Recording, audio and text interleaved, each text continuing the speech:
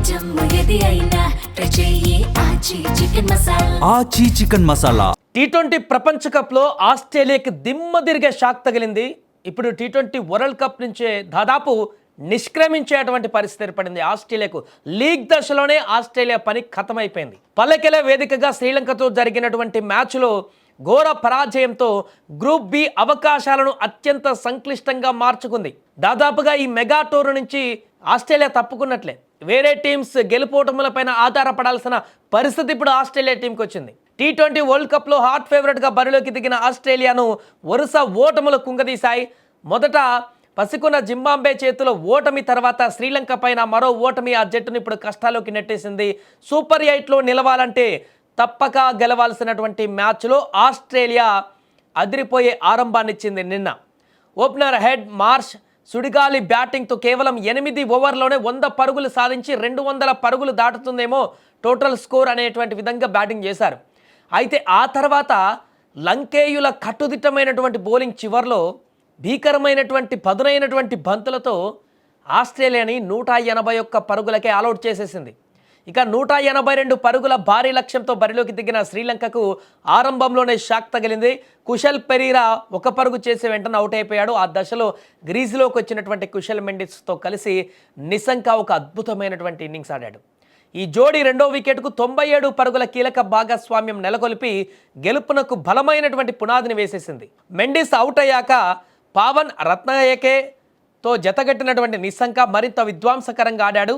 Aussies బౌలర్లను లక్ష్యంగా చేసుకొని బౌండరీల మోత మోగించాడు.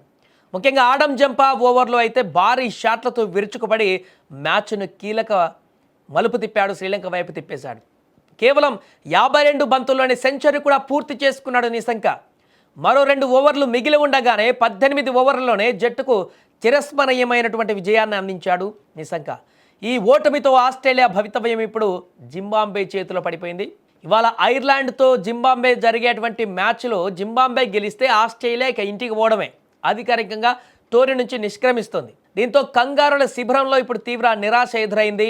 తమ చేతిలో ఉన్నటువంటి ఆయుధాలను వదిలేసి పక్క జట్ల చేతిలో ఉన్నటువంటి ఆయుధాలపైన ఆధారపడవలసిన పరిస్థితి ఏర్పడింది. వరుసగా ఓటములతో ఉన్నటువంటి ఐర్లాండ్ ఇప్పుడు జింబాబ్వే అద్భుతమైనటువంటి బౌలింగ్ పదునుతో ఉన్నటువంటి ఈ జింబాబ్వే ఇప్పుడు ఐర్లాండ్ మీద గెలిచిందంటే ఇంకా ఎలాంటి సంబంధం లేకుండా ఆస్ట్రేలియా ఇంటికి పోతుంది. జింబాబ్వే క్వాలిఫై అవుతుంది సూపర్ 8కి. ఒకవేళ జింబాబ్వే ఐర్లాండ్ పైన ఓడిపోయినా కూడా ఇంకొక ఆప్షన్ ఉంటుంది. ఇంకా మరలా ఆస్ట్రేలియా డిపెండ్ కావాల్సి ఉంటుంది ఇతర జట్టు మీద. చివరి మ్యాచ్ ఒమన్ మీద ఖచ్చితంగా గెలవాల్సి ఉంటుంది. అక్కడేమైనా జింబాబ్వే లాగా తేడా కొట్టినా కూడా ఇంటికి పోయే పరిస్థితి ఉంటుంది. సో 2 రకాల ఇబ్బందులే.